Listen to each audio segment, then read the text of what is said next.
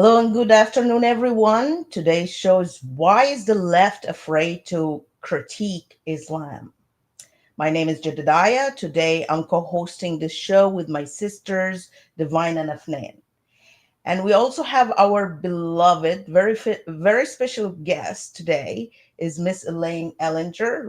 We had her before. Uh, Good afternoon, Miss Elaine. Wow, my goodness, what a lovely introduction. Thank you so much. I always like to remind our viewers that Miss Elaine Ellinger is the author of the Civilizational Reckoning, Understanding the Threat and Reclaiming the Future. I highly encourage everyone to educate themselves on this critical issue as understanding the threats facing us today is more important than ever. You can get this remarkable book right now on Amazon, I'm sure. Um, Miss Elaine, I'm always excited to talk to you because most of your public work, at least from where I've been sitting, is about Islam, but not just about sitting it trying to understand the five pillars better. It's more of an expository job that you are doing. You're trying to expose the world to exactly what is going on within Islam and what they actually mean versus what they say publicly, or what their PR or like public relations firms do for them. And even as we sit here right now, Elaine, there are people that are being targeted in Nigeria, Sudan, and Mozambique. There are Christians that are being beheaded, raped, burned Yes, alive, all kinds of different things by Muslims simply because they are Muslims and simply because the other people are Christians. And then we have a bunch of people trying to explain that away. And so I guess let's talk a little about what seemed to be a lot of your life's work and into what we are even seeing in modern day. well, it's odd that we start out talking about people being beheaded because just a couple of months ago I was in contact with someone who's in Uganda, and they're not that far from the border. And uh, we've been in contact for a couple of years at least, and really a lovely person. And near the refugee camp, someone had been beheaded and their motorcycle stolen. And of course, there's nothing to say that it was a Muslim that did that, but why were they beheaded and their hands and feet were injured? And I don't very often talk about any scripture other than Islam, because that's my purpose, is to teach people about it. But when you speak about beheading, I can't help but think about Revelation 24, 20 verse 4. And I don't usually talk about this kind of thing, but if you look at Revelation 20, verse 4, it talks about the Christians being beheaded. And I ask you, who else is doing that? No one else is doing that. And people aren't paying attention to this. Um, in Western countries, you go to the Christian churches, and honestly, they don't want to hear about it. They say that every faith is valid, and they're all good. And but is Islam just a faith? It's not really. You look at it's not. That's all there is to it. You see what's happening in Iran right now, and what it is, clearly, is a religious system of governance. It's a religious system that has state control. And that is what a theocracy is. Now, the West does not understand that. They only understand war when it is declared by a nation state.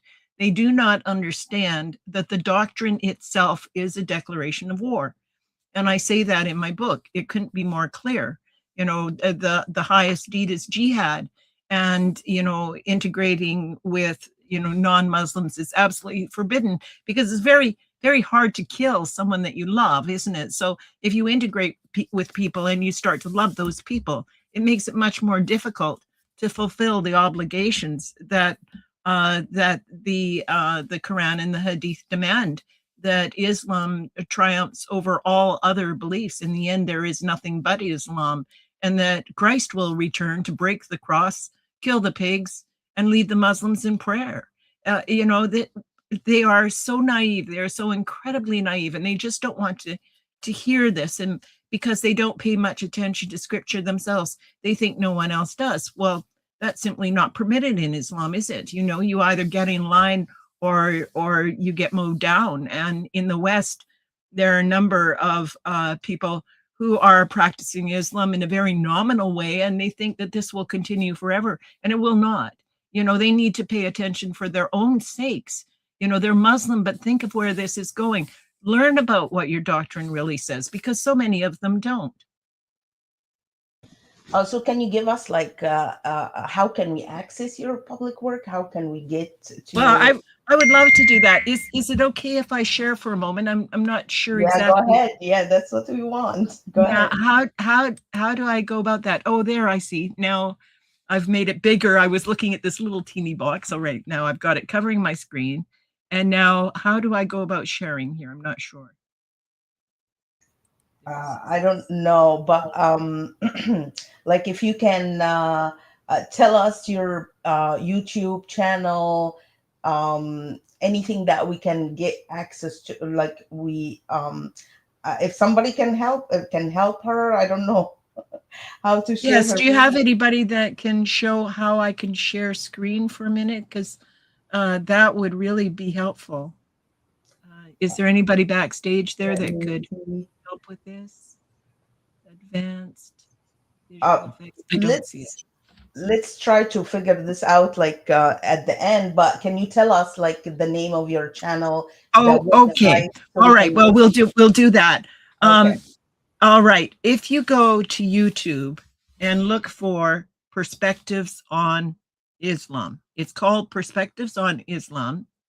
Of course, these are non-Muslim perspectives on Islam. Everybody has a perspective. Well, I have the non-Muslim perspective on Islam, because more than half of the doctrine is actually about the non-Muslim. We should certainly know what it says.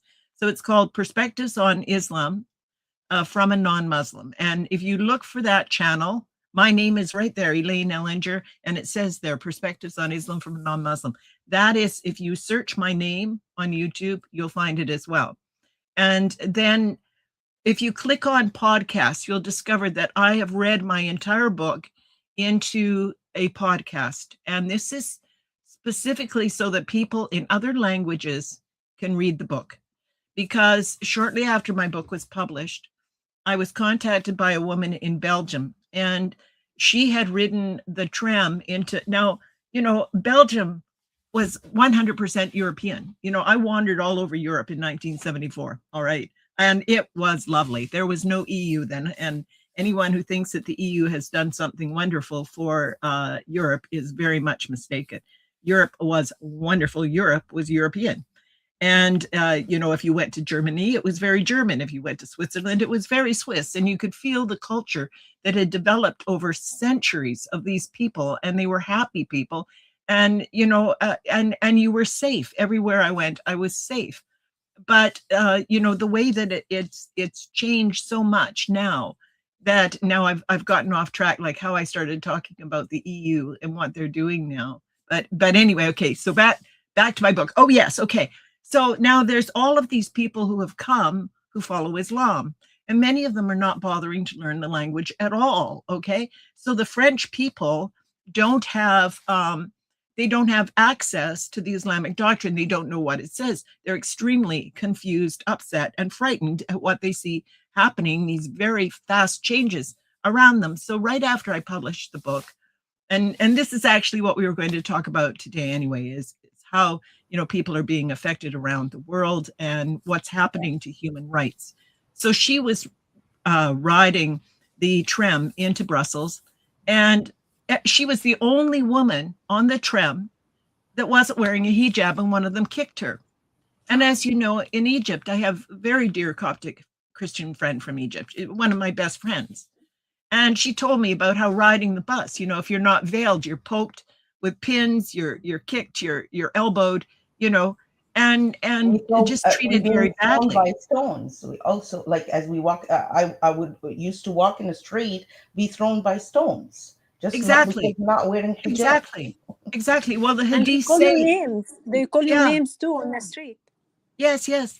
And the hadith says this, that you're the lowest of the low, that if you're walking down the street and you come across, a Christian or a Jew, that you're to push them to the side of the street. That is what the doctrine says. This is not the human rights that the Western world, that enlightenment has brought us. We are going right back into the dark ages, of tribalism. And it just shocks me that the West is going along with this. Anyway, so she got, that all beliefs are equal. They are not. And I don't even look at it as a belief, because it is primarily a system of governance. That's what Sharia is, and it's inseparable from Islam. Exactly. So That's actually my next question, because, as you know, Islam doesn't need anyone to demonize it. It does that all on its itself, own. it Yeah, does. through its own text, Yes. laws, and the societal practices, and yet society at large treat it as if it were Christianity, harmless, Yeah, benign, even yeah. admirable in some cases. Well, What's well, even more striking is the attitude of many young liberal women, mostly unmarried or whatever, who are Islam adjacent, or at least soft toward it. They scold conservatives about this supposed handmaid's tale society that they are imagining, denying the ongoing oppression of minority and women in the Islamic world today. Yet mhm. they themselves enjoy freedom denied to women under Islamic law.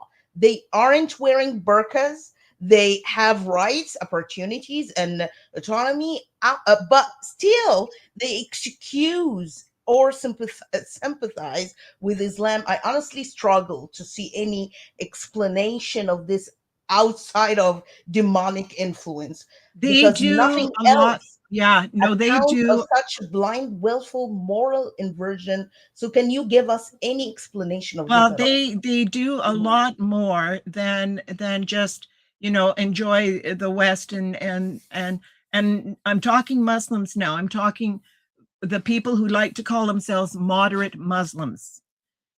Many of them are doing a grave disservice, not only to, the rest of the West, but to themselves, because, that is straight up denial. Just because they don't know or don't want to believe how it ends up. The thing is that many of them are gathering a great deal of support. And, for instance, there's an imam called Tawhidi, and he met recently with members of the Canadian Parliament, and the cameras were rolling, and he was very theatrical with his hands, and you watch him, and it's a performance. If you go to his homepage, it's a booking page, and they get a tremendous amount of support. And what are they doing? They're misdirecting. They're saying, oh, look at the Muslim Brotherhood over there. Well, even if you did look at the Muslim Brotherhood over there, do you think that they're going to start arresting MPs or professors? Well, they're certainly not. I mean, it's a wild goose chase, and it's irrelevant, because it's the doctrine. It's not the Muslim Brotherhood. It's not, it's not any of those groups that we need to worry about. They are simply manifestations of the doctrine itself. It's the doctrine. If something isn't done to expose the doctrine, stop the doctrine, educate people about what we are allowing to be taught in our schools. There are literally thousands of madrasas now in the UK. Are they insane? Anyway, back to my book, because I never finished. That is the actual book. Hold on, Elaine, hold on. Send me like whatever you want to share on the camera, because in the backstage they said you can send it to me and then I'll send it to them. If you want to like share your website, your YouTube, or other stuff that need to be shared. Well, yeah, okay, all right. I can just give that to you. I'm not even sure how to give that to you. I don't see a place that I can do that here. Video file share. Oh, I found share screen. Share screen. Right, but we need to Okay, also we'll actually be able to. That will be easier. Okay. We see I want to the finish cover about the of your Belgian woman. So she got hold of me and said, can you do it in French, please? So we worked very hard together, the two of us, since my book came out in September. And we just finished publishing the third because French is so much bigger. But we had to make this doctrine available to French people. And so much of the doctrine is not only in my book, it's explained in my book, and it's related to everyday life so people can see how it plays out in the world around them. It's not just something in a book somewhere, it's in real life and how it affects them. So anyway, so we translated it into French. The third volume was just published. And I had a nephew get hold of me and say, I don't have time to read. I only do podcasts. And, I listen because I have to drive 6 hours a day.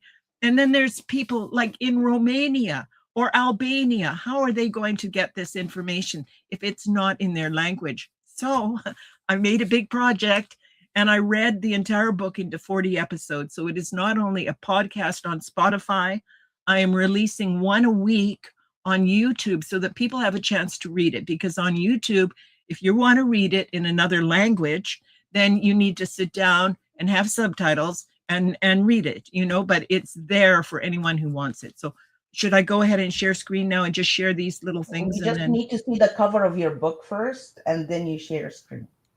So we can see the book, the cover. Well, that's one of the things I was going to share. I've got it on the... Okay, go ahead. Okay. All right, so we'll go to, I don't think, oh, share, what do you want? Okay, so select, I think, window. No, I think entire screen.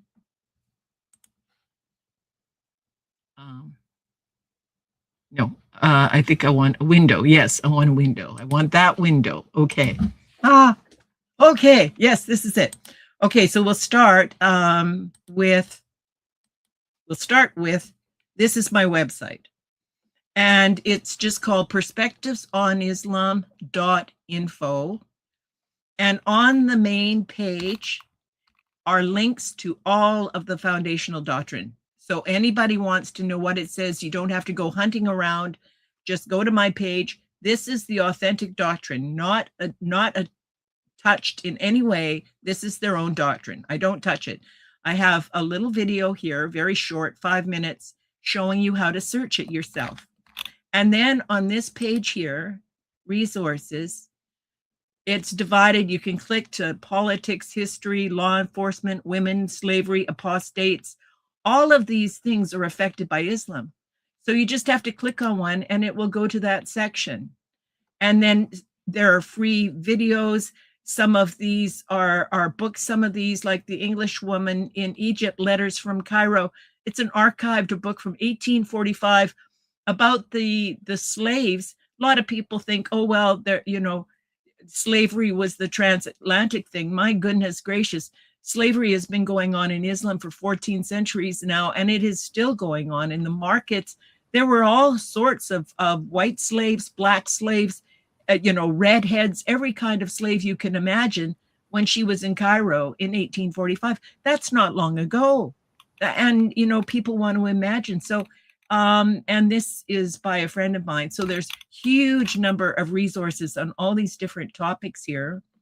Now, this is my YouTube channel, and the videos, okay, these are videos that I have made about different subjects. There's one here that you might be interested in, Islam and the Unbelievers, Christians, Jews, and others. So, but recently I made the podcast. Like I said, there's 40 episodes. So you click on podcasts and they're being released one a week. So four have been released now. And as you can see, we've got Albanian here. So you can watch it in the language of your choice and read the whole book that way. And then it's also on Amazon in English, A Civilizational Reckoning, Understanding the Threat. And it's also available in French, and you can get it in Kindle. So there's all those things. And, the main thing now, I'm trying to stop share. Did I just You stop did. share? Yes, you did. So, Okay, now I just need to find you again. oh, okay. You're here. Am I? That's great. Okay. So I Okay. just closed all those tabs and there you are again. Wonderful. Yeah. So yeah. So I just wanted to say about the book, like what it is that makes it different, besides the fact that it exposes the doctrine. It explains it in very easy terms. You know, I want to communicate. So I always say everything as simply as humanly possible. But what it relies on is human rights, to understand human rights. And in fact, there's one section of the book that simply compares the Universal Declaration of Human Rights. It goes through all the articles in the Universal Declaration of Human Rights, and it shows how Islam contradicts all of them. And in fact, Islam has its own Declaration of Human Rights. And here, you know, since 1948 at the UN, everybody thinks that Islam has followed the Universal Declaration of Human Rights, and it never has. It never adopted it. And it has its own, the Cairo Declaration, which follows Sharia, which is what they follow in Iran, which is what they follow in Afghanistan. And these people, the largest, wealthiest, most influential voting bloc at the UN, have been involved in the UN, guiding the UN for all of these years. And we wonder why the West is such a mess. Well, you've got all these naive people at the UN who don't understand anything about Islam, and they're being led by the nose to make all of these terrible mistakes, so that they're losing their own society and endangering the lives of their people. But the book ends with concrete legislation, and I know it is in the hands of several politicians. Of course, I won't say where or who, but in very diverse locations, really. So it's getting into the right hands. And what it does is it simply says we need to protect human rights and have a threshold. And the threshold must mean that in order to enjoy legal rights, I mean, people can believe whatever they want, but in order to enjoy legal rights, you know, charitable status, you know, finance, all of these things that Islam takes advantage of, that a certain threshold must be met. And that must meet, you know, with constitutional requirements and universal human rights. And the only one to fail is Islam. The Hindus don't need to worry. The Copts don't need to worry. The Jews don't need to worry. You know, the Baha'i, nobody needs to worry, because nobody else has Sharia. Nobody else has a belief system that wants to seize control of government and is itself a form of governance. I mean, freedom of belief is protected, but benefits and exemptions are granted at the discretion of the state. They are not a divine right, and they cannot be extended to systems that deny those same rights to others. So the legislation that and how to adjudicate it, all the background needed to present it is at the back of my book. Exactly. So, Divine, would you like to add something to this?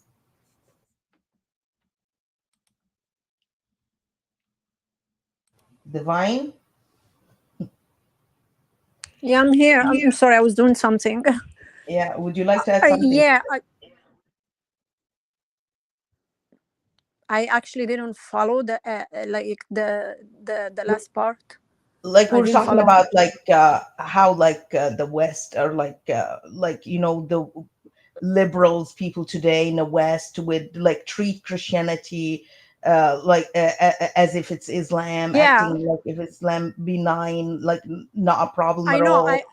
Uh-huh. Yeah, Go ahead. actually, my opinion in this will never gonna change, because I know like all the bad ones are in one side against the other side, which is people of the book, or like the children of God, which are Christian and Jews. That's why they're all against them. Like you see them, they're not even like Muslim and non-Muslim, whoever like against God, they're all like the followers of the devil. And this is the unholy father for all of them, like either like uh what you call like gays, lesbians, like people who are supporting like the miscarriage or like this kind of stuff.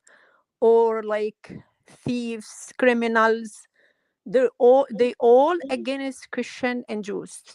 People who attack the Jews are not even like Muslim. Like Muslim, they attack them and they have their own reason that their God told them to kill Jews and Christian. But even like people who are not Muslim are with them. And these are the criminals that they just like do it because they are evil. Well, we were So going to talk about the liberals today, but it's not. yeah, that's liberals. Yeah. They all Yeah, fall well, under one category, the mhm. liberal or the left side. And I have like a verse even from the Bible to say, like Jesus, when he comes back, like in the second coming, he said he's gonna put the good people on the right and the bad people on the left. So they picked it like where they belong to. Oh, They dear. belong to the left. They all belong to the left. Criminals, terrorists, Muslims. Muslim like has everything. They're terrorists. Like if they follow Islam, I know like some Muslim are good because they don't follow Islam. They don't know anything about Islam. That's why they're good. Not they're good because they follow Islam and the Islam teaching is making them good. And some people are just they interpret the Islam wrong. No, if you understand Islam very good or very well, then you have to be a terrorist. You have no other choice but to be a terrorist and to be full of hate for all non-Muslims because it's by verses. The doctrine of Islam, as Elaine said, is to hate all non-Muslim and to be a terrorist, to kill. If you're not a killer, you're not gonna go to heaven. Their heaven, the Islamic heaven. It's different Well, than our like. I wouldn't say that. What the doctrine says is that there is a group, okay, a group of my ummah who will fight for the truth meaning the Quran and Hadith, the truth, the Sharia, okay, who will fight for that till the end of times. That is what the West ignores. But you have to remember that that is the law, all right? So when push comes to shove, there are people who a few years ago in Canada were very much against what's happening now, Muslims, and now they're all for it because, like I said, like you either get in line or you get mowed over. So they might want to hang on to their Western lifestyle, but once Islam has the upper hand, that's not an option anymore, and they're very naive if they think that it will be. Yeah, because they're gonna enslave them. Like Islam does not accept anyone like who have like who doesn't accept Islam. So either to accept Islam or to be their enemy, they enslave you, or to pay jizya. They believe in supremacy of Islam, like they have to Yeah, be superior to you no matter what. al-a'lun. Yeah, And it's the only religion is accepted by God. yeah, Islam is the only one. Yep. exactly. So, Miss Elaine, the last time you were here with us, we learned that your interest in Islam began in 1983 when you met your Baha'i friend who had fled Iran as a refugee during the revolution. Since then, you have spent decades searching, writing, and speaking about growing influence of Sharia in non-Islamic countries from the perspective, of course, of the non-Muslim. And I'm sure you have also maintained close friendship with Iranians over the years, giving you a firsthand and deeply informed understanding of what has been unfolding in Iran from 1979 revolution to the present day. What are we witnessing now is inevitable boiling over of that long simmering pressure, people rising up to free themselves from the Iranian regime. So, could you help us understand what was happening in Iran during those years, developments that much of the Western world remain largely unaware of today? Oh yeah, I'd love to because I care very deeply about Iran, and like you say, it was the first awareness that I had. I later learned more about Islam and realized it wasn't my first encounter with Islam, but it was certainly my first awareness of what Islam is. And of course, initially, I had no understanding at all. And I would study what was happening with people. And it was only after 9/11 that, bombing the Trade Center in New York, where they now have a Muslim mayor, and, they lit all the buildings green to honor Muhammad. And I'm thinking, they're absolutely insane. And the thing is that, each generation seems to forget what the generation before learned. And so that's when I started to study the doctrine and realized that was the root. That was the root, absolutely. And unless people understand that and do something about that, it's a parallel system of governance, and it remains that way because the Muslims are forbidden from forming serious friendships, with non-Muslims. And, there's so many examples of that. But for Iran, it says that, and this is the Constitution of the Islamic Republic, it says that all civil, now, got to hear all this one at a time, civil, penal, financial, economic, administrative, cultural, military, political, and other laws must be based on Islamic criteria. People just don't understand that all of that falls under the category of what we are calling religion. Now, that is clearly governance. Nothing could be more clear that is 100% governance. And not only that, for 14 centuries, one of the pillars of Islam is to pay zakat. And people think of it as alms, and it is not charity. It is a system of taxation. There are 8 categories, and there are a lot of different groups that are authorized to collect this zakat. But it is really a tax. If you look at those 8 categories, they include, money for the people who are collecting it, for military, for jihad, some for the poor, for bringing people to Islam. You could call it public relations. There's 8 categories, and it's just, people just don't look at Islam like it's a system of governance, but it is. So I've told you that, okay.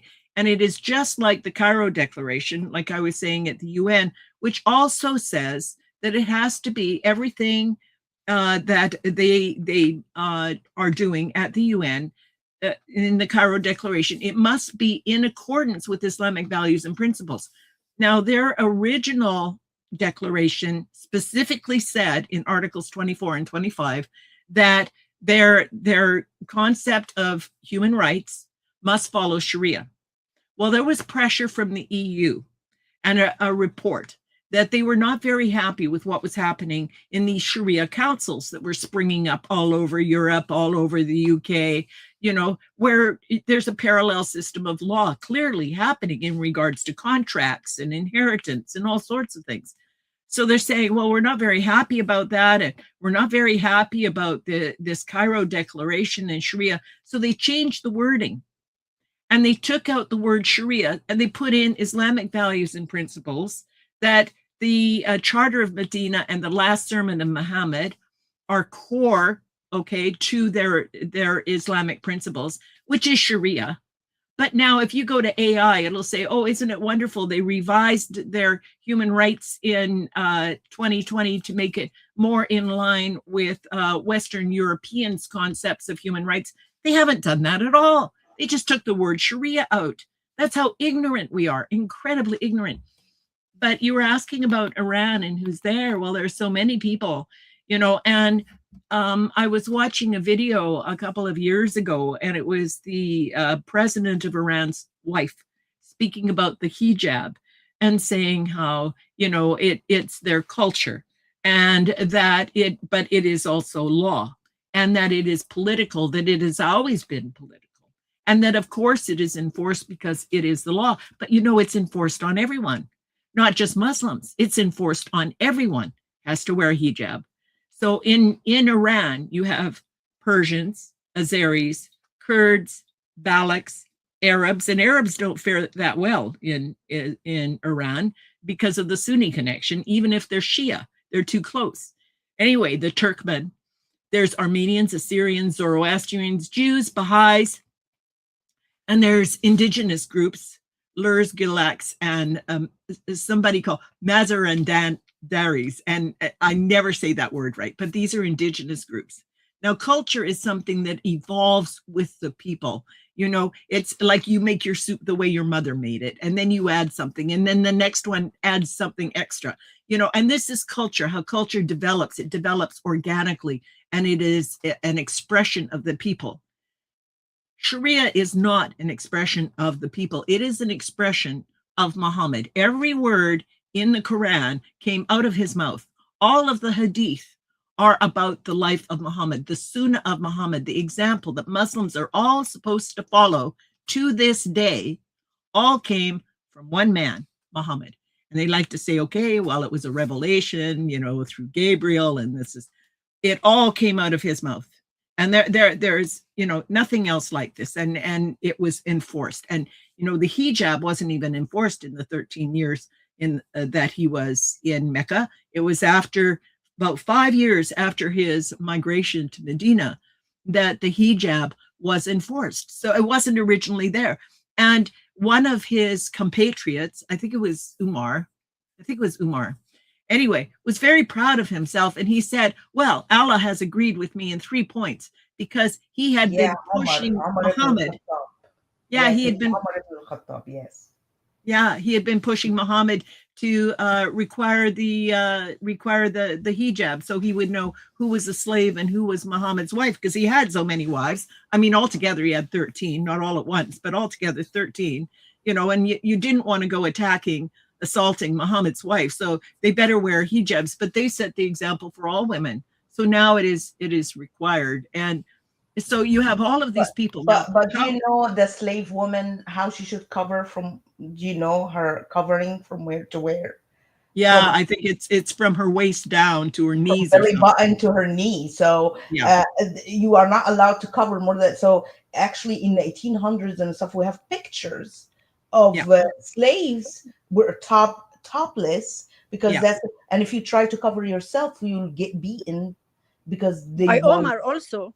Like Omar, he beat. They did beat the woman for like uncovering like her or covering her the head. top or the head. Well, you know, people know about Mark Twain, and Mark Twain's first book was actually called Innocents Abroad, and it was actually the very first world cruise as sort of something for the wealthy to do. And of course, he wasn't wealthy, but a newspaper sponsored him to go and send back bulletins about how this trip was progressing.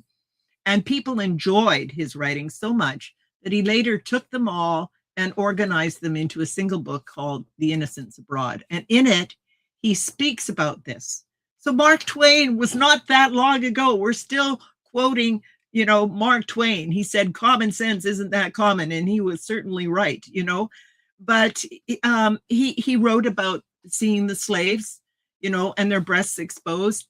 He wrote about a story in Egypt where the mosque apparently had a clock, and the clock was broken, and there was none of the Muslims who were able to mend the clock. And there was a very good clock mender in the city, but rather than allow him to go into the mosque, which wasn't allowed, you know, the Kafirs are not allowed to go into the mosque, although they're bringing them in now in kind of public relations things, but eventually that's going to change as well.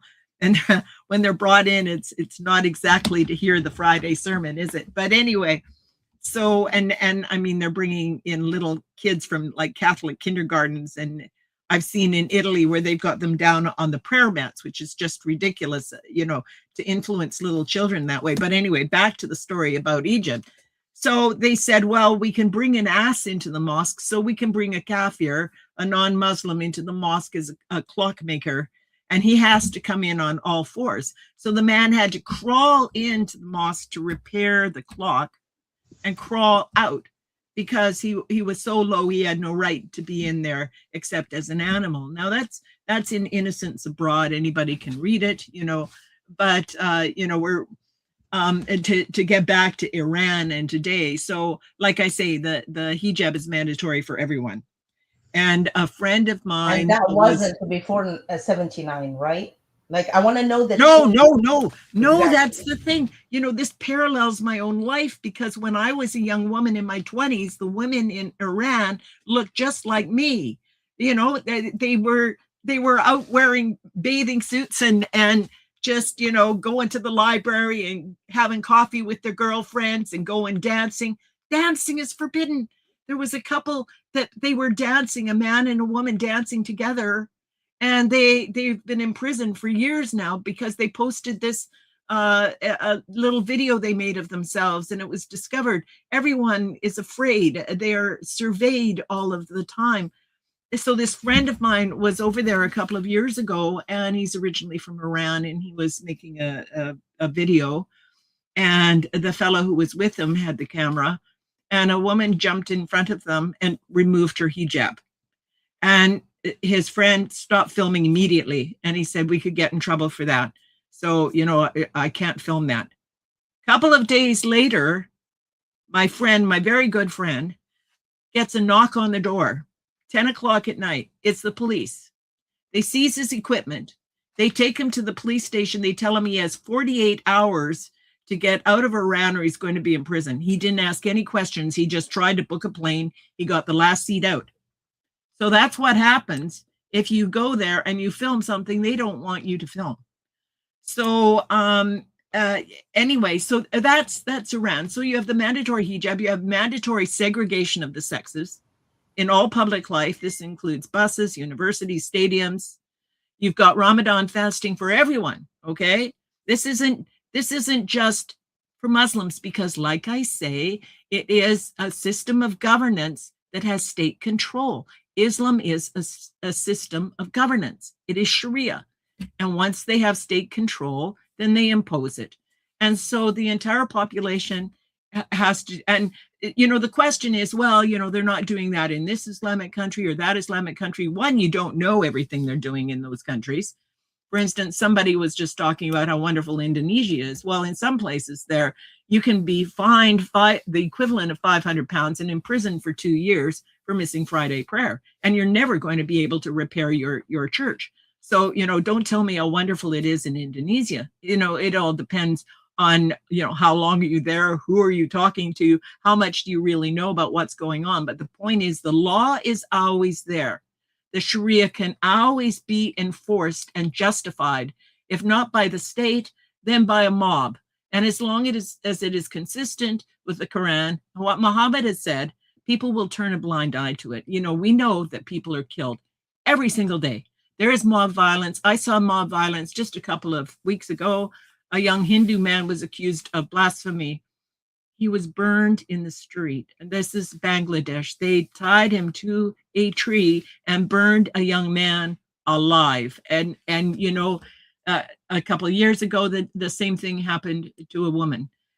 She had been critical of her classmates because they were talking about Islam all the time. And they burned her alive. They killed her. So there is compulsory religious education as well. And just one more thing about Ramadan. A couple of years ago, there was a Hindu in Pakistan who had his restaurant open on during Ramadan for Hindus to eat. Okay, and he was killed by a mob. So you know, it's very violent. So there's, you know, and moderates here want to deny it. I'm sorry. The doctrine supports it. If the doctrine supports it, they can do it, and they do. And they need to open their eyes and look around the world and don't imagine that because, you know, we're living in a democracy that this is going to last forever. If Islam gains political control, which it is clearly doing in the US.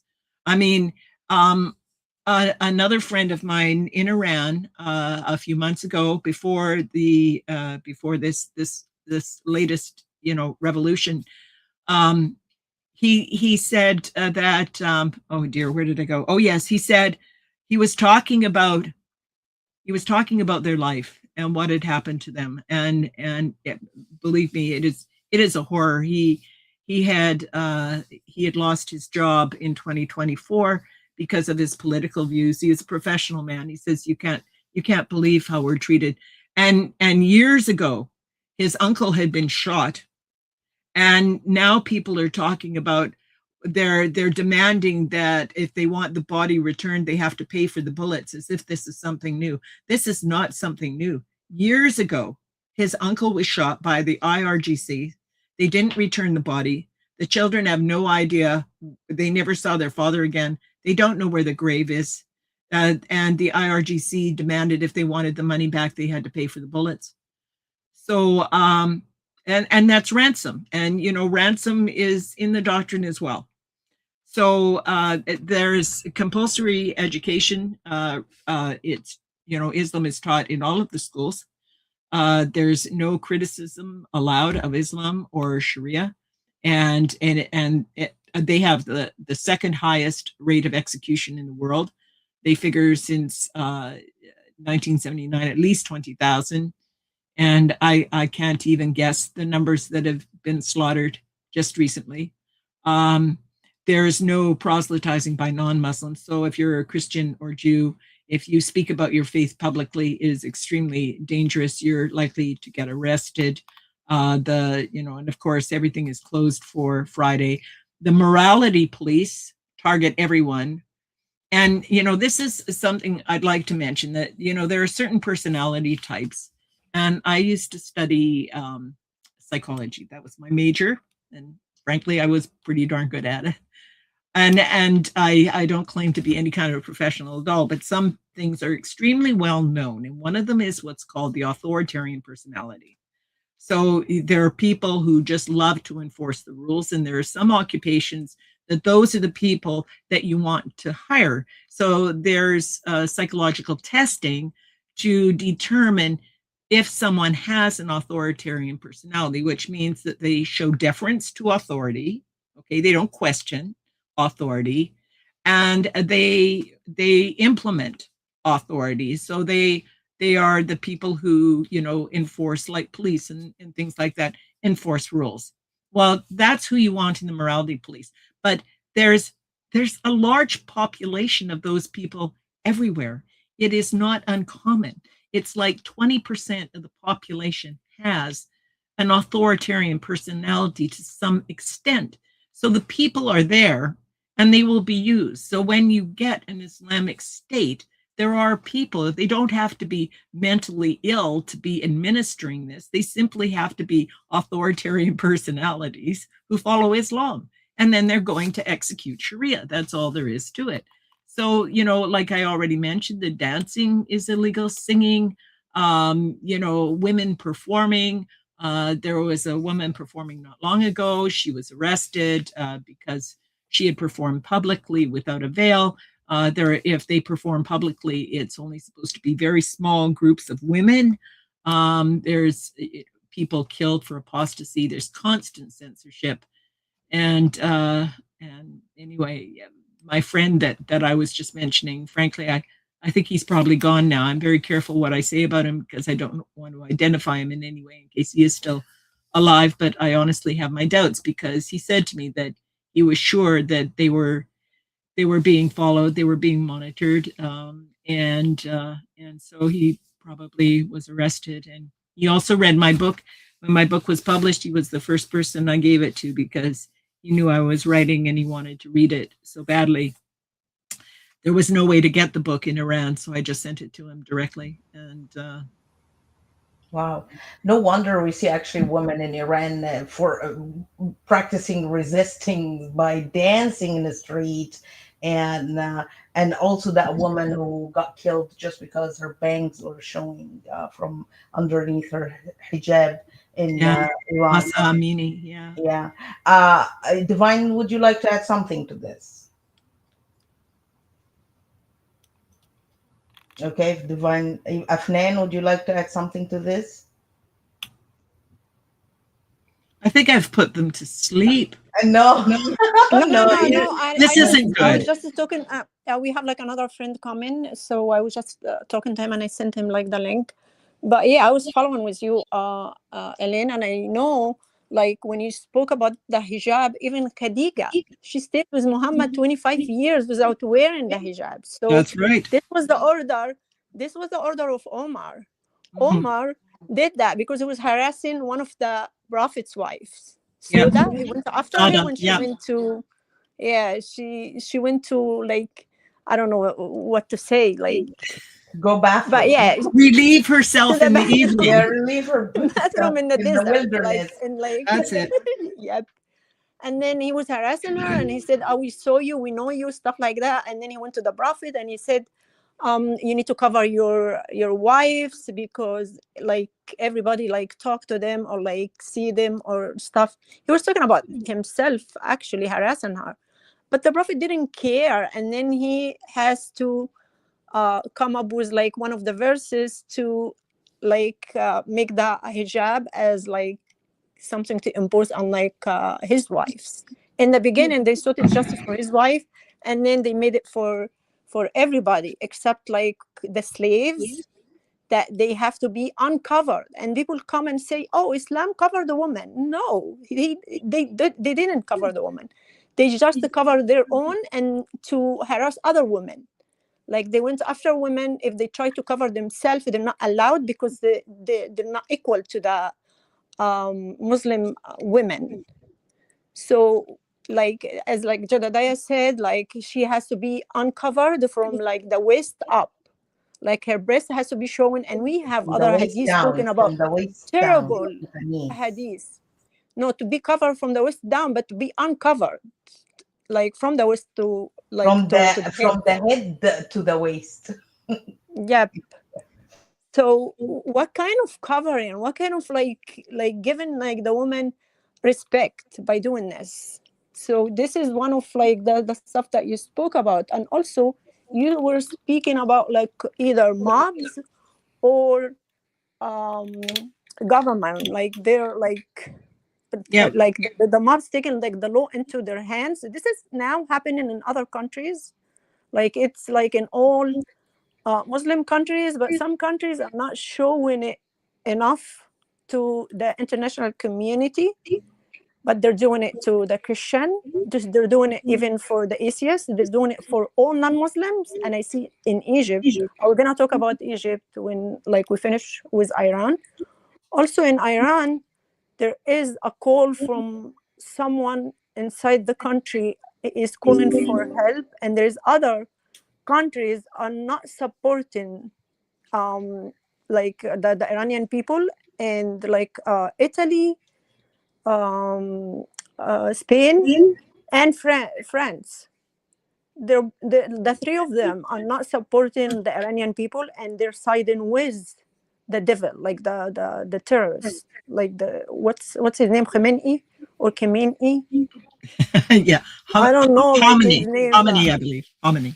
Khamenei, yeah. They all sound the same, don't they? They're very similar. Yeah. Yeah, and they said Iraq is what you call Iraq and Egypt and China, other countries. There is like a bunch of countries also are not supporting the Iranian people. They don't want to like stop the massacre in Well, you know, Iran. people don't even want to believe that, you know, this is a religious leader. I'm sorry, it is. You know, it's like the Ayatollah. He was a religious leader. He wrote religious texts all the time. He called for the assassination of Salman Trump Rushdie. before. And just recently, the Ayatollah called for the assassination of Trump and Netanyahu.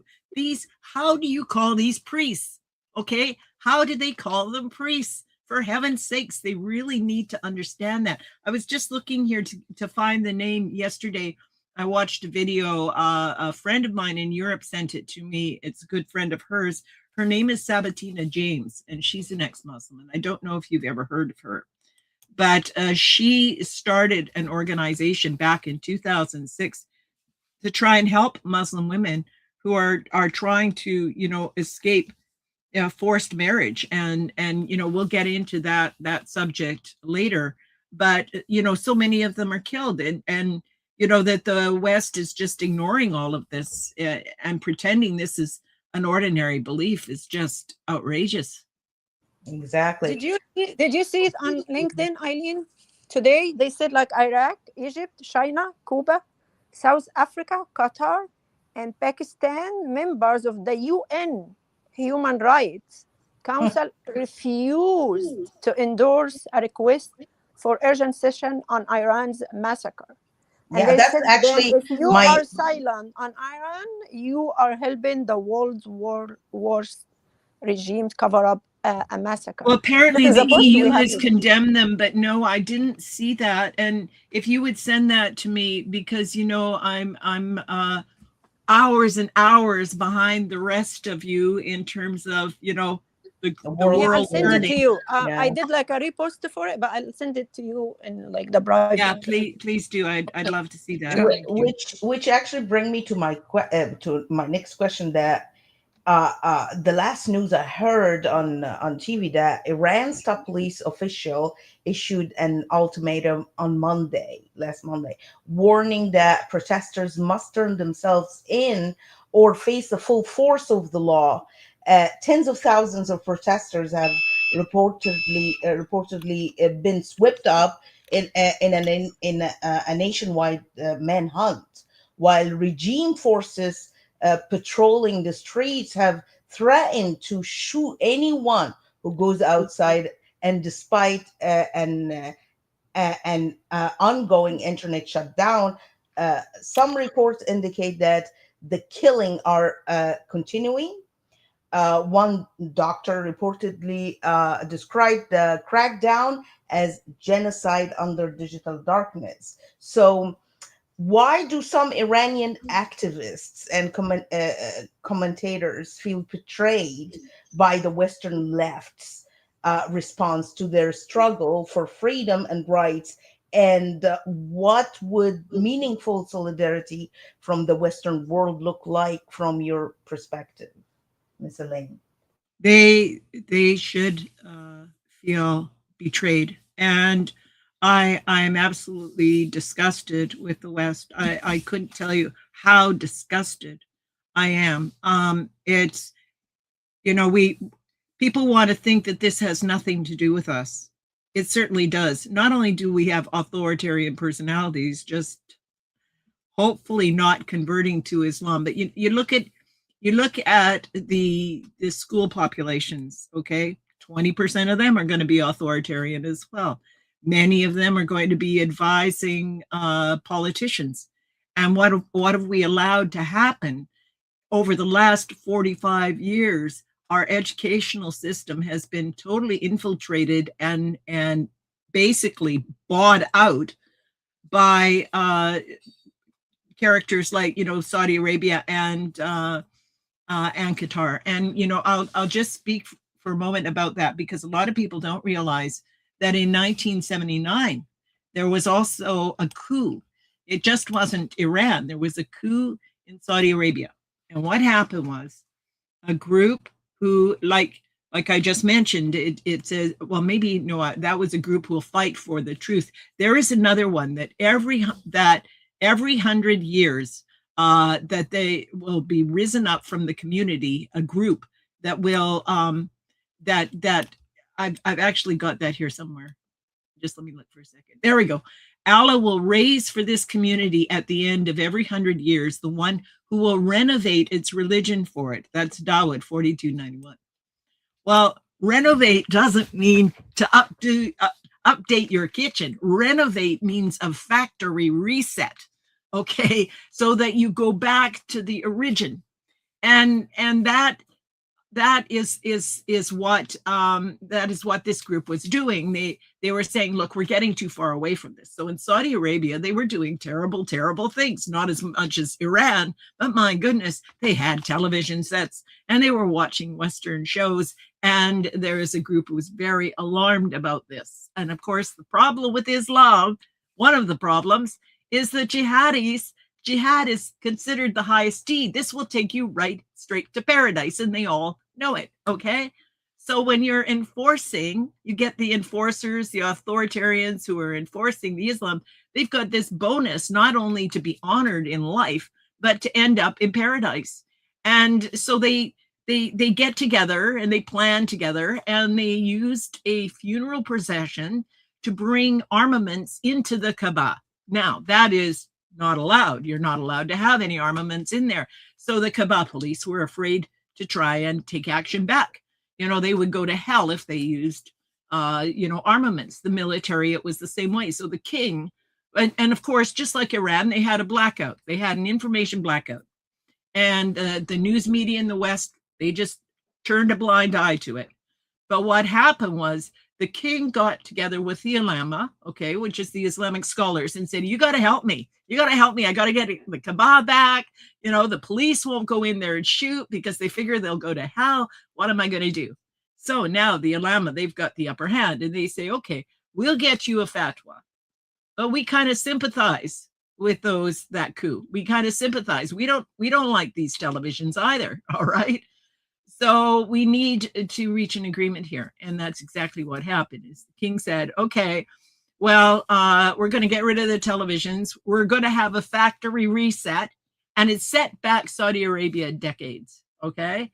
But the other condition was that money from this oil that had recently been discovered would be spent to infiltrate the West, to educate, okay, in the way of Islam.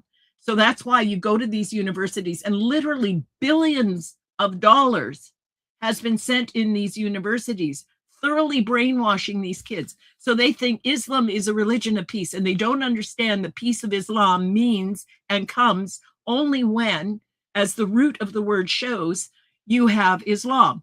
The two go together. And they don't understand that. They don't understand truth means what's in the Quran and Hadith. They don't understand any of that. That's not how they're taught. They're just taught that we're all a bunch of Islamophobes and we're raving lunatics and we don't know what we're talking about, and Islam is wonderful. And from Reliance of the Traveler, okay, which is a classic manual of Islamic law, what it says is that personally obligatory knowledge, okay, for Islam, what is best? It is adequate for one to believe in everything brought by the messenger of Allah, Muhammad, and to credit it with absolute conviction, free of any doubt. And what befits the common people and vast majority of those learning or possessing sacred knowledge is to refrain from discussing the subtleties of scholastic theology, lest corruption, difficult to eliminate, find its way into their basic religious convictions. It is better for them to confine themselves to contentment with the above mentioned absolute certainty. So what is that?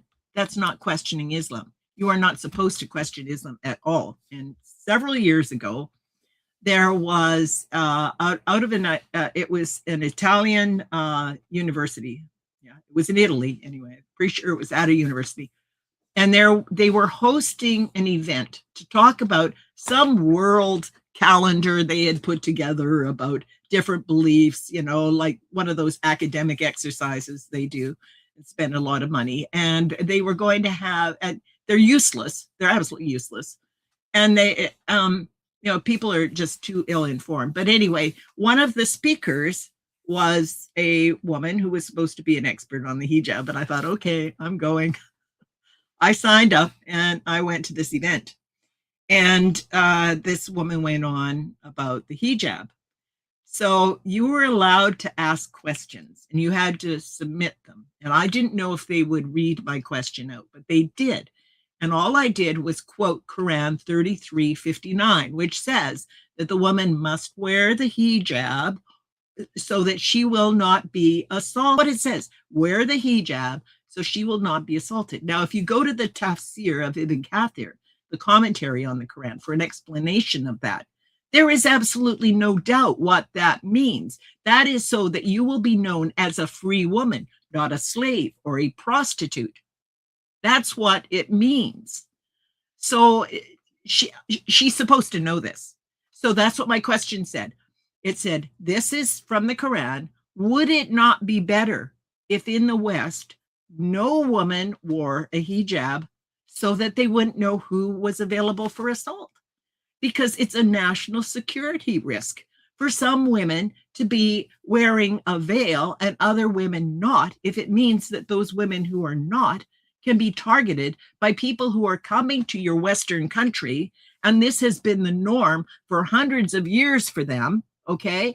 And Sharia does not stop at the border. It goes wherever Islam goes. It doesn't recognize borders at all. So they pretend that they are shocked when this thing is happening in Europe now. Well, it was absolutely inevitable. Anyway, so I said to her, wouldn't it be better if no women wore the hijab? Do you know what she said to me, this expert? She says, oh, that's a theological question. I can have someone answer you that if you want to give me your email address. Well, I wasn't about to give her my email address, I could tell you that. But the point is that she wasn't allowed to question it. And there's a perfect example. She has something she's supposed to say. That's all she's supposed to say. And she's not supposed to question it. Can you imagine such a belief that is so that has so much evil in it? You're not allowed to look close. The only people who are allowed to look close are the people who are, the imams. And if any of them question it, like, I don't know if you've heard of Mark Gabriel. He wrote a book. He was an imam at Al-Azhar University. And he's a Christian now, and undercover.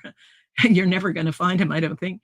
Anyway, he did write a book about it because, he was a professor at Al-Azhar, but he questioned something in the doctrine, and they didn't like that. You're not supposed to question it at all. What kind of an imam are you? What kind of an authoritarian personality are you that you would question Allah? This is ridiculous. They tortured him. They tortured him for weeks. He lost his job. It just broke him. But eventually someone, a woman at a pharmacy took a great risk and gave him a Bible. She could see how broken he was. And because, of course, he had memorized everything that was in the Quran, he was able to read like the Gospels and compare Muhammad and Christ side by each. And the woman I was just mentioning, James, she did the same thing when she left Islam, because there is such a difference. And she said the one that really struck her was Mary Magdalene. And what happened with the woman that they were going to stone is that Christ said, who among you without sin, let him cast the first stone. And they all felt ashamed and they left. But what happened with Muhammad? He said, stone her. And just recently in Europe, apparently, basically the west of Austria, and I spent a good deal of time in Austria. I'm just so sad about what's happened there.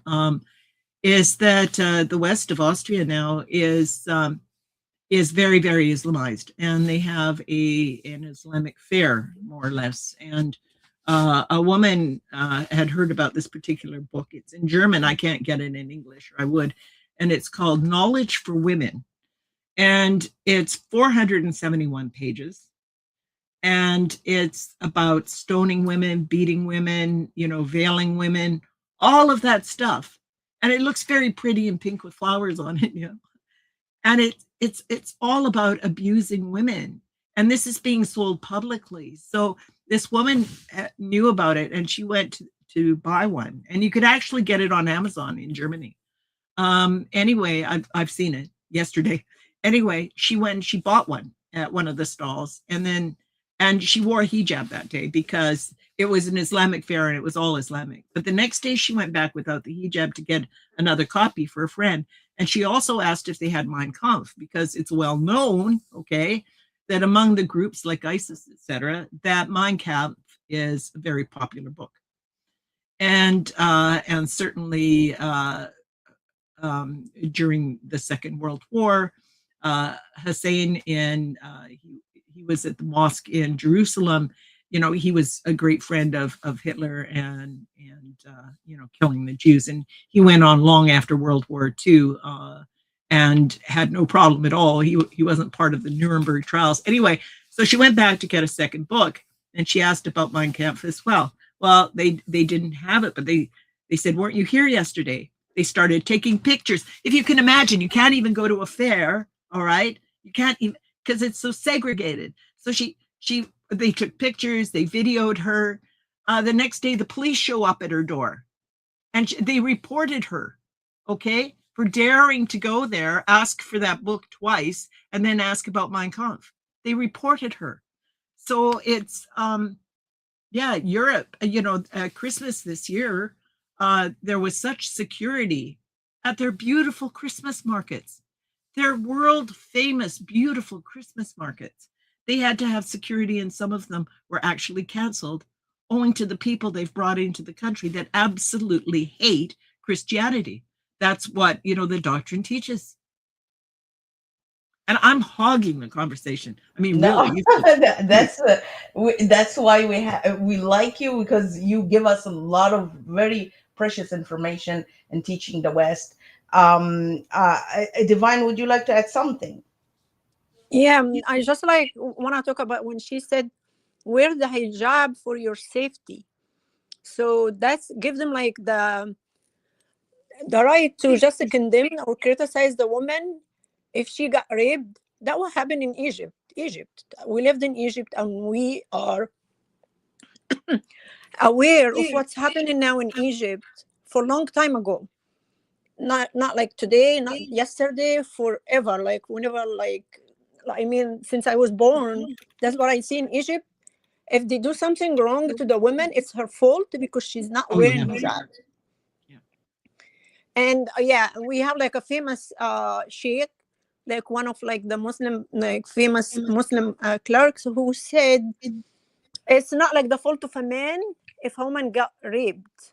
It's the fault of the woman because she get out of her house without like a man, or if she get out late, or if she's not wearing hijab or something.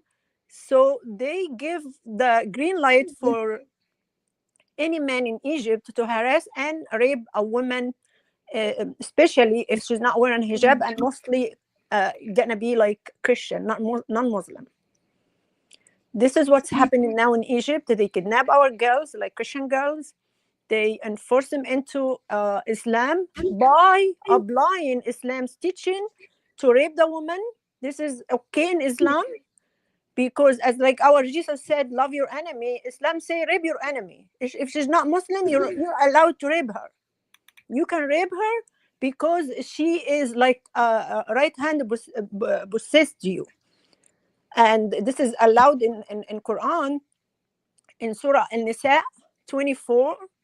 It says that woman is okay for like the right hand possessed to be raped in Islam. Islam is the only religion that allowed the woman to be raped if she's not Muslim, and that's what they do now. At this moment, Egypt pretend to be like following with like the human rights and the international laws of like religion freedom, but they don't do it. There is like I want to like also read something about like one of the researchers in Egypt. This is like this article made by or wrote by Mariam Wahba, and it says an Egyptian court has sentenced Christian researcher Agostino Saman to 5 years of hard labor under Egypt's blasphemy law. Following months of pre-trial detention, Saman, who runs a YouTube channel with more than 100 subscribers, was convicted of contempt of religion and misuse of social media for content defending Christianity. So that's her opinion now. She said the case highlights Cairo's routine use of pre-trial detention as punishment, the discriminatory application of blasphemy law against religious minorities, and the persistent gap between Egypt's religious freedom commitment and its obligations to the United States. Like Egypt. I just want to explain something. Like the imams in Egypt, and like those they come on TV or come on social media, provoke Christians, insult Christianity, insult Christ. They said it's a corrupt religion. Yeah, and they said bad things about Jesus, and they were not convicted with one day. And Yeah, also it's Saeed Abu Mustafa, if you want to also talk also about Saeed just a and about second, Divine. Sharif Gaber, the atheist, and other Divine. people. Mhm. Divine, just a second. I just want to say that they provoke Christians by saying false doctrine as if it's Christian doctrine. So when Christians dare Oh, to yeah. when Christians dare to respond to this and explain what's going on, that's not true, and bring up, provide evidence, they imprison them. The police come and imprison them and leave the imams who provoke them or who agitate the situation free. So that's, which is like unbelievable. You're not even allowed to defend your faith. Oh, Go ahead. yeah. You know, according to Islam, Job hit his wife. You know, I mean, it's ridiculous. They've completely perverted the teachings in both the Old and New Testament. They say that the Jews follow Ezra in the same way that the Christians follow Christ, and of course that's not true at all either. It's heaven forbid they pick up a Bible and see what it actually says. You know, we're going to believe Muhammad, who comes along centuries later and says, "Oh no, it wasn't like that." It's ludicrous. You know, there's no critical thinking involved, but critical thinking is not allowed in Islam. And people who think it can be modernized are absolutely deluding themselves. It is impossible. If you try to modernize it, you're going to get killed. And who is going to approve it? Well, is Allah going to talk to anybody again and say, "Oh yeah, well, okay, we approve your renovation here"? You know, the hadith say the worst things are those that are newly invented. And that every newly invented thing is an innovation, and every innovation is going in astray, and every going astray is in the fire. That's what it says. You cannot modernize Islam. It's impossible. If you took out all of the jihad, if you took out all the zakat funding the jihad, if you took out everything about non-Muslims, you'd have practically nothing left. Exactly. Divine, would you like to finish your thought? Yeah, I just want to like talk also about other people that were arrested by the government. So the government does not help a Christian when they get killed, or when they get like their girls get kidnapped and being raped. But they go after if a Muslim want to convert to Christianity, like Saeed Abu Mustafa in Egypt, he's been in jail for like there is no case against him. They just use the pre-trial detention and like just renew it once and another and another. They keep just renewing it for him without like having him in front of like the court or in front of a judge. Why? Because he tried to change his religion on the ID. And imagine in the first place that your religion has to be on your ID. I don't see it in any other country but Egypt. Egypt has your religion on your ID, so they can be able to discriminate against you. So when this guy went to like to ask, like he just had a lawyer to try to. Did you say something? No, that's Afnan's mic. Finish your thought so we give Afnan a chance to speak. Yeah, I was just like try to mention like Saeed when he tried to change his religion on his ID and he was arrested and he was accused with false accusation, accuse him like of being a terrorist, trying to do a terror inside the country, which has never happened. And this falsification is done by the government itself, not by like radical Muslim or other people. But I see now like the government and radical people are hand in hand. Even terrorists are like aware of what the government is trying to do before they do it. The terrorists will know it before them. Like someone is like escaping Egypt for having like crimes and he should be sentenced, but the officer inside the police station is telling him everything. And before they even arrested a Christian person, they go and tell this terrorist, and he tells people before the Christian get arrested. So it means like it's terrible in Egypt now. They put like their hands with like the terrorists because the terrorists are Muslim, and they don't give like the Christian their rights or equal rights to Muslim. If Muslim is trying to convert to Christianity, he get arrested. If Christian person try to convert to Islam, they would get the certificate, the conversion certificate in 1 day or 2 days, and who will be done. They can celebrate him for converting from Christianity to Islam. So it's really unfair in Egypt, and it's done by the government. Okay, go Yes. ahead, Afnan. Go ahead, Afnan, if you want to say something. Yeah, and actually, even about when you were talking about Iranians, I see another thing, them like singing, those people who go out like singing, dancing. It's also showing another side. We will see that the Iranians have begun to rebel against Islam itself, and not just the state, because the state represent Islam itself anyway. And we saw many protesters like playing music and dancing, and this was like I see it as a symbol of resistance against Islam. It's true that many Muslims they might be like hearing music and everything, but when we go to the Islam itself, that part is like forbidding. Like for Muslim, especially when we go, for example, to the Shia faith, we'll see many hadiths talking about that. And even the Quran itself. For example, there is a verse in the Quran in Surah Al-Qasas 28:76 says, "Do not exalt. Indeed, Allah doesn't like the exalted. The exultant."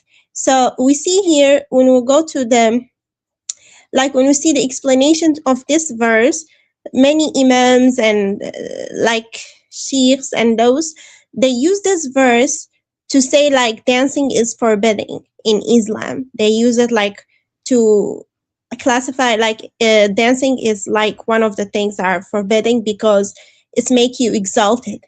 So this is one of the things. The other thing also, when we go to the Shia books, for example, one of them is hadith from Imam Ja'far as-Siddiq. He's from the book from Wasail al-Shia. He said, Imam Ja'far as-Siddiq,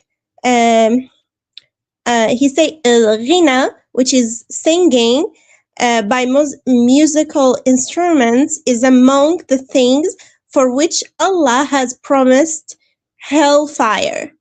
So we see like even the music is something referred to hell for Muslims. Imagine while the real God in the Bible, he asked us to clap. He said, "Clap your hands, all you people, shout to the God with loud songs of exulting." So we see the different here. The second part, we see like the Shia government killing people just by like when they say we don't agree with that, or like showing like giving their opinions, like it's their free like it's supposed to be their freedom to give their opinion, but they are not allowed to do that. Why? Because even in the Shia belief faith, it's just like the Sunni. Why? We'll go, for example, to Al-Kafi, the book of Al-Kafi, vol number 8. He said, Shaykh al-Kulaini, whoever doesn't obey the Imam or the wali of the Muslims. The wali of Muslims, we can say like the president, the highest authority on the state of Muslims. So after accepting Islam, his blood is lawful to be shed, his property is unlawful, and he is the category of those who have turned away from the covenants of Allah.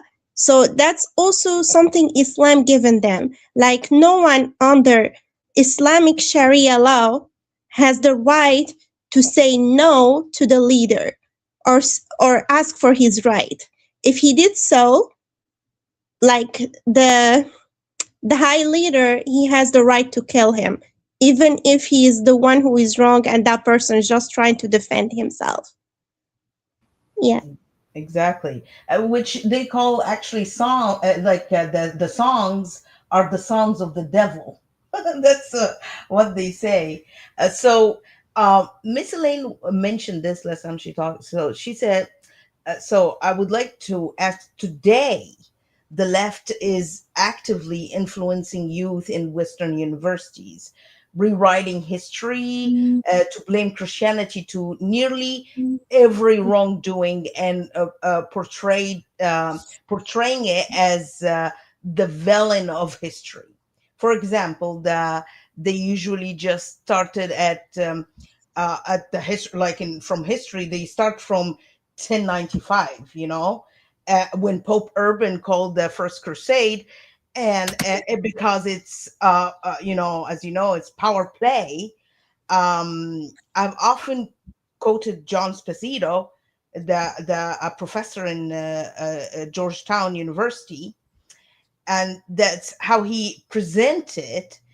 And he says, literally 5 centuries uh, uh, of peace, which is like what he called peace is burning churches, raping nuns, killing pilgrims.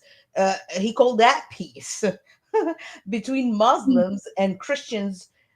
Went by until 1095 when Pope Urban calls for the First Crusade. So the quick summary and background is that when Muhammad dies in 632, 1 century later, in 732, his followers, the Muslims, had conquered 2/3, or let's say close to 3/4 of Christian world. That's the peaceful guys. That's the peaceful. The peace was between the Christian and Muslim, which again people are unaware was mostly centered in what we today call the Middle East. It was in North Africa from Morocco to Egypt, and it was in the Middle East, greater Syria, and all that nations in that region. Uh, uh, and also, of course, Asia Minor and what we call Turkey today. That was the heart of the Christian world, while people today think Christianity was always only in Europe. It is bad enough that large parts of Christian history have been deliberately suppressed and demonized, while Islamic history has been treated as exactly the opposite way. But we have now gone far beyond mere ignorance. What we are witnessing is outright twisted, indeed backward logic. A Well, religion. Uh, just let me finish this and- so you can elaborate in the end. A religion and civilization that has historically oppressed women and ironically continues to do so in prison days, as anyone can plainly see, like killing women in Iran and who's not wearing hijab correctly, is somehow portrayed by the left as refined, benevolent, and even favorable toward women. Meanwhile, Christianity, the civilization that more than any other established monogamy, elevated dignity of women, and restrained male power, is recast as the evil misogynist faith, misogynistic faith. They even portray the Baltic Crusade as nothing more than evil Christians attacking innocent, peaceful Baltic pagans who supposedly had done nothing wrong. What is conveniently erased is the long record of systematic persecution that came before it. The murder of Christians, missionaries, repeated killing of Christians community, the brutal enslavement of Christians, including the capture of and sale of young Christian women to Muslim markets for enormous profit. This is not history. It is deliberate historical inversion designed to turn aggressors into victims and victims into villains. The inversion of reality is precisely the danger of manufactured fake history. it is what I have been confronting and exposing actually for decades, since like uh, uh, 2004, and sorry, since 2000, and I'm like trying to expose this. So we want to understand, why is the left trying to reshape historical narrative, and what political or ideological goals are served by doing so. Miss Elaine. I'm always in danger of forgetting what it was I was going to talk about.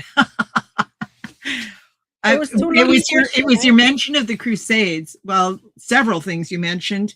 But not too long ago, I wrote an article about the massacres in Nigeria. And of course, I quoted the doctrine because I always connect the events to the doctrine. And I realize people watching this channel are very familiar with the doctrine, and we can just have a conversation. But when I write, I include the doctrine so that people can make that connection. You know, it's not just a dusty book somewhere. So I had included the doctrine that supports what is happening in Nigeria with the slaughter of the Christians there.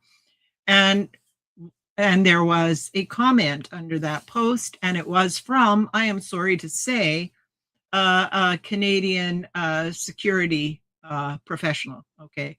I have absolutely no confidence in Canada's national security, or pretty much national security anywhere, because they are heavily infiltrated because of their lack of knowledge about Islam, and they will believe basically whatever they're told, you know. And it's happening with the RCMP as well. It's happening in the United States as well. So this former Canadian counter-terrorist person attacked me in a comment. He called me a crusader and a liar, and that I was making war on Allah. Can you imagine? He is supposed to be Canadian, intelligence, counterterrorism. And who is he attacking? Who is he supporting? Certainly not our Constitution.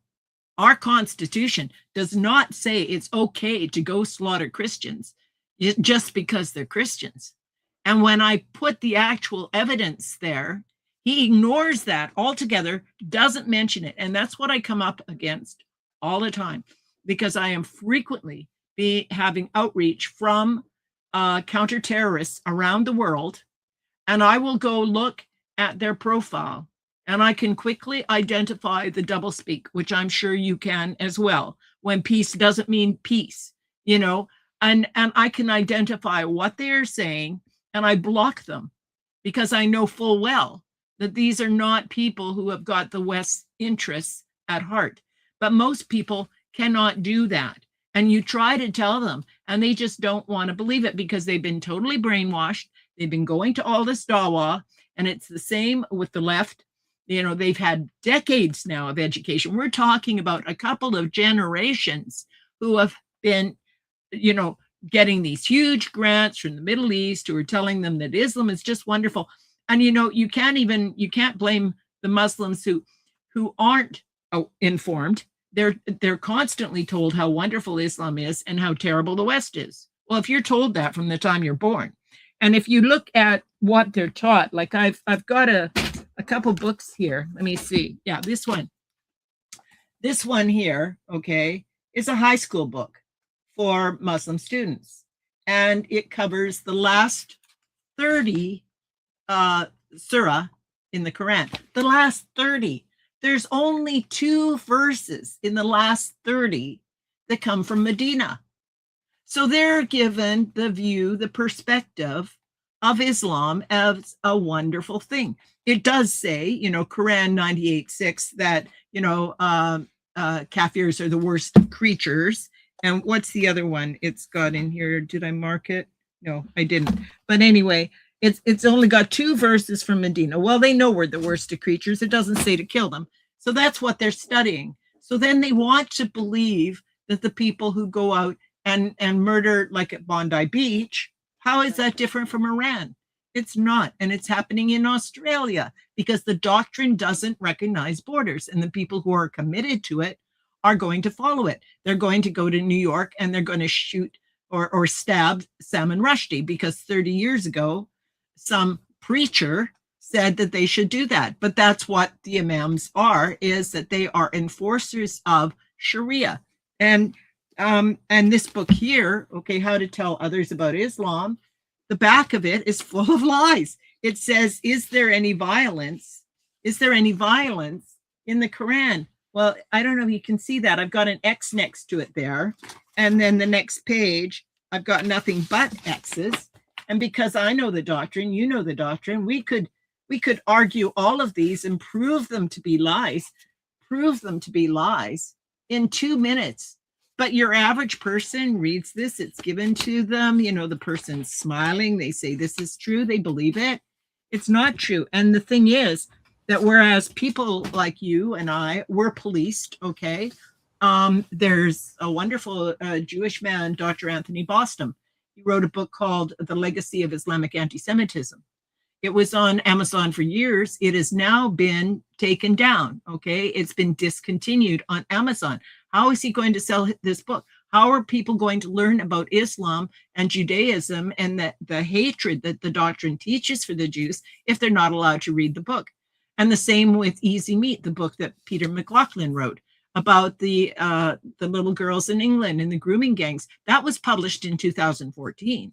And then in 2025, your elected officials in the UK say they know nothing about it. Well, Amazon delisted that book in 2019, so people aren't allowed to know about it. So that is what the left is doing. AI is being programmed that way.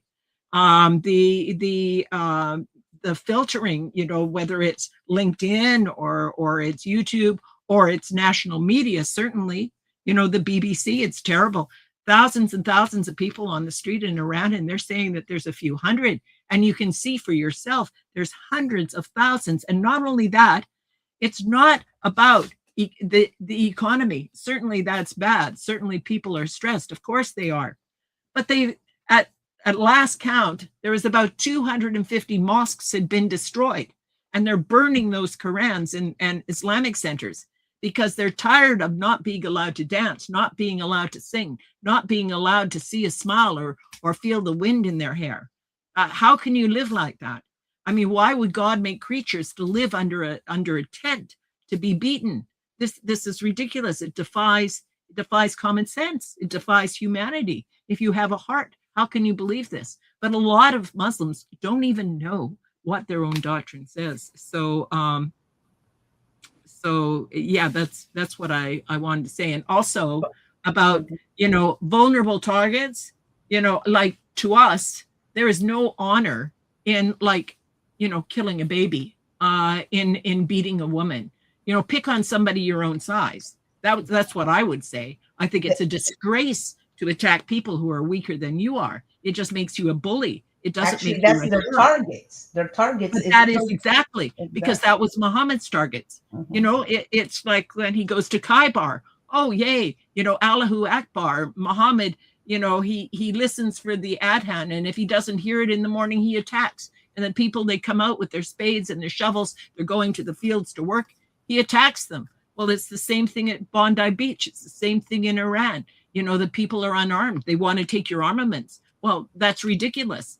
I mean, you know, the U.S. Constitution, it has the Second Amendment because it knows very well that when America was born, unlike most countries, okay, it was born by overthrowing a government, and that government was armed, and that's why they put in their Constitution. By the Minutemen. The government you need to worry about, not your next door neighbor. Yeah, exactly. By the Minutemen, we did the revolution. We freed America by the Minutemen, who actually owned guns, the farmers, ordinary farmers. But I mean, don't you think this is laughable when he tried to insult you by calling you crusade, as we are the Middle Eastern Christians? Literally, when we saw the Crusades, the first crusade arrived to Jerusalem, we literally fell on their feet and kissed them because they came to our aid. They were our saviors. They came. You have a church today in Jerusalem. Guess what? because of crusades. So Muslims came and destroyed the Sepulchre Church, everything, destroyed all our churches, and the Crusades came and rebuilt it. And saved us from killing and raping, and then you want to call crusades as insult. I don't Well, understand it. you know, I was at a lecture one time, and it was being given by a counterterrorist in the United States. And she had gone through this whole lecture, half an hour, and had not said one word. You know, she's talking about terrorism. Well, the highest number of terrorist groups, okay, in any Western country are always Islamic, because they're funded through jihad, or the jihad is funded through zakat. Of course, there's money. It's in the doctrine. This is what they're supposed to be doing. So it's, of course, 80-90%. And yet she had gone through a whole half-hour lecture about counterterrorism, and not only never mentioned jihad or Islam, if you can believe it, and she's a Jew, it never mentioned Jews. So you could comment at the end, and I said, it's like, you haven't mentioned Islam, and the core doctrine is hateful towards Jews. It's extremely anti-Semitic. It's more anti-Semitic than Mein Kampf, and it wasn't mentioned. So then a Muslim, she kind of gave some kind of an answer. Oh well, and then a Muslim put up his hand, and unfortunately it was the end, so he got the last word, and he says, oh well, there was the Charter of Medina, and that was such a wonderful example of cooperation between Jews and Muslims. That's an absolute lie. But you got a whole group of people there who hear this as the last word, but it's a total lie. The Charter of Medina, okay, was all for Muhammad's benefit, that any disputes had to be taken to him. He was the final arbiter. And in 5 years, there was not a Jew left in town. They were all either exiled or killed. And yet he brings that as a wonderful example. And you hear that all the time. And they teach that in the schools. I've heard that at university seminars where they have said, oh, well, the Charter of Medina was wonderful. And the last sermon of Muhammad, there was no difference between black and white. Oh, they believe absolute BS. I'm sorry, but they do. And that brings us to, how is this happening? Well, look at what the EU has done now. They've put $20 million into this Quran project. And it's an exhibition. It's going all around Europe to show how important the Quran was to the development of Europe as you see it today. It's an absolute fabrication. And they've also got displays about the myth of the hijab. And you've got the liberals there, and you've got the moderate Muslims there, and everybody's telling a different story. And yet, if you go to an Islamic market and you buy a book, what's it's going to say? It's going to say you can stone women, you can beat them, and they just pretend this isn't happening. But the Europeans are helping to pay. Well, we're all doing it. All of our governments are doing.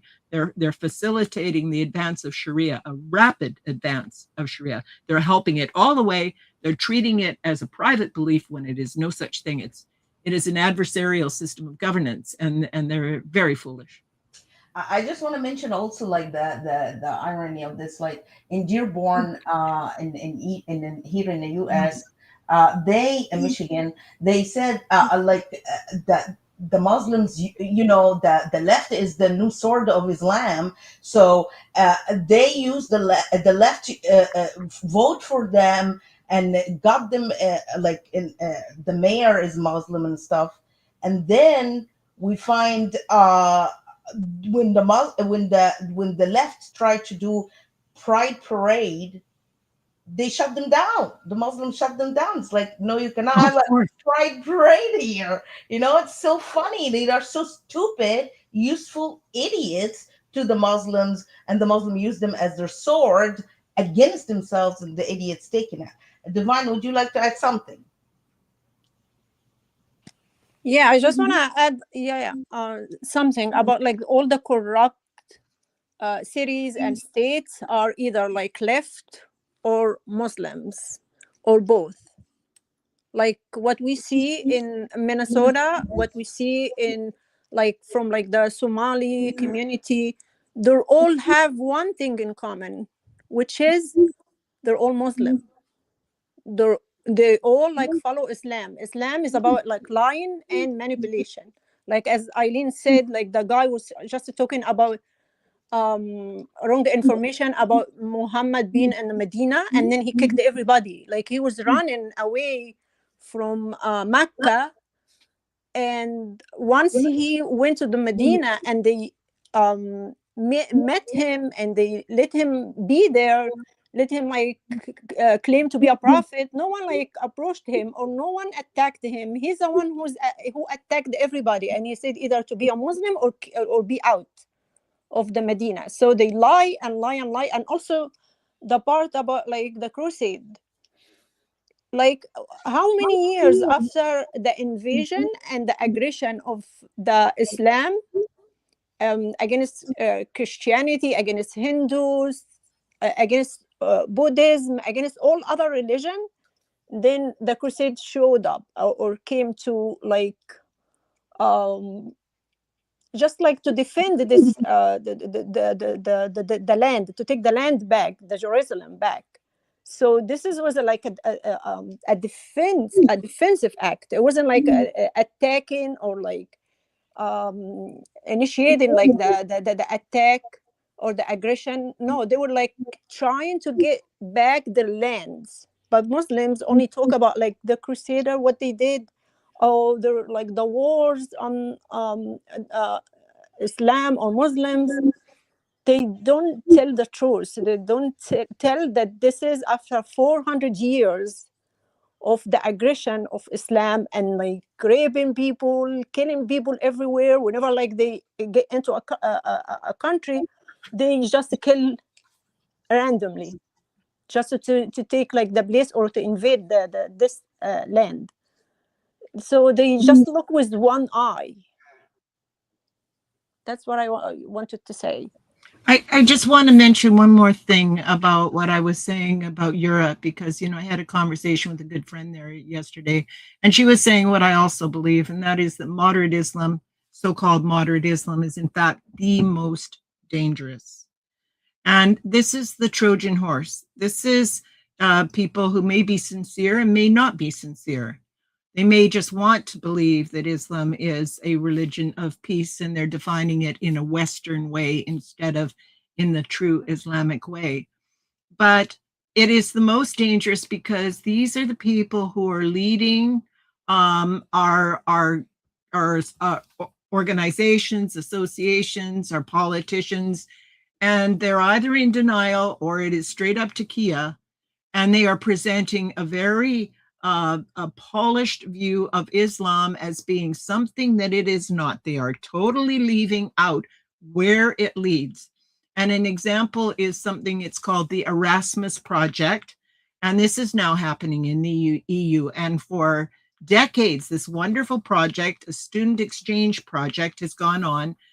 So for Europeans, okay, so that Dutch would learn more about the Swedish would learn more about the Swiss would learn more about the Italians. It was purely European, and they all had individual, distinct, beautiful cultures. So that this program has now been expanded, and I can tell you this is an absolute travesty, and it is extremely dangerous. I remember years ago, when I was going to university, they decided in their wisdom, the board at the university, that they were going to be very liberal. And there was a halfway house that had someone in it who was wanting to get his degree. And this is someone who had been accused of murder and rape and had been sentenced to 10 years.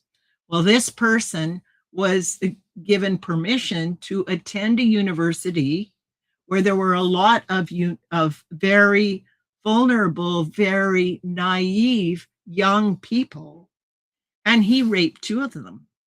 And of course, eventually they caught him, and this is when I was going to university, so I'm very well aware of it. They caught him and he went back to jail.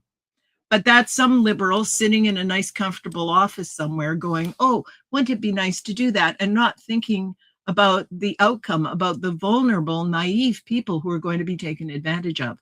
And that's exactly what's happening now. You know, this Erasmus project has been extended to Syria and Morocco and all of these Islamic countries who are now going to be going on student exchanges to Europe. And not only that, when they get there, they're going to apply for asylum. They're going to, and this is just another way, frankly, to get in those extra employees that they want to get in at perhaps a lower rate. So frankly, I think there's a lot of avarice behind this. You know, one of the 7 deadlies is that people are not only naive, they believe what they want to believe. They're thinking they might make a profit, or they might, you know, polish their halo a little bit. Aren't I a good person? Well, it's not good. And anyone who dares to call people like you and I an Islamophobe or anything else, they have no idea what they are talking about, because we are the people who care about human rights and about people having freedom and being able to live their lives the way they were intended to live, and not under the boot of Sharia. So I've really said too much today, but No, that's actually great. Actually, our time is ended, but we have to talk next time about the OIDAC report, human rights report about the Christian persecution in Europe. So next time that would be our our type, our subject. Would you like to say something, Divine? No, I just want to like say Christian persecution is all over the world, not just in Europe yeah. or the Middle East. It's everywhere. So we have to handle that too. We have to talk about it and be clear about But it. the thing Be is, we honest go too. to the West to help us, the Middle Eastern Christians, from persecution. And when we find this Now we happening have no place in to go. the West, we have nowhere to turn. So Yeah. that's the No, problem. exactly. Yes. Mhm. Yeah. So that's why we have to talk about it, because it's disastrous what's happening. And The it's the report- and it's Mhm. the vulnerable who suffer first, like the little children going to school now who are attacked simply because they're blonde. They're called terrible names because they're kafirs. Okay, they're being attacked in their own countries at school, and the authorities are not doing anything about it. It's appalling. They also convert them to Islam without And that's like happening the as well. parents know. Yeah. They do a lot of bad things, and if you are trying to expose them, you are the Islamophobic. Not Well, them sign are me up for terrorists. Islamophobia then. I'm, you know, it's Yeah, I Islam don't is care if Islam they is call my me. target. And you know, when people try to pretend it's something that it's not, that you're going after Muslims, that's not the case at all. None of us are doing that. We're going after a doctrine and what that doctrine teaches and how it manifests itself in real life. And it comes from the doctrine. Yes. Exactly. So thank you very much. Thank you, Miss Elaine. Thank you, Divine and Afnan. And we're waiting for you next time. We have to talk about this report. Thank you so much. Thank All you, right. everybody. Oh, and Thank you, send me a Eileen, for copy. being- I'd love to see that. Thank you. Sure, I will. Say Take good. care, everybody. Take care. Bye. Thank you.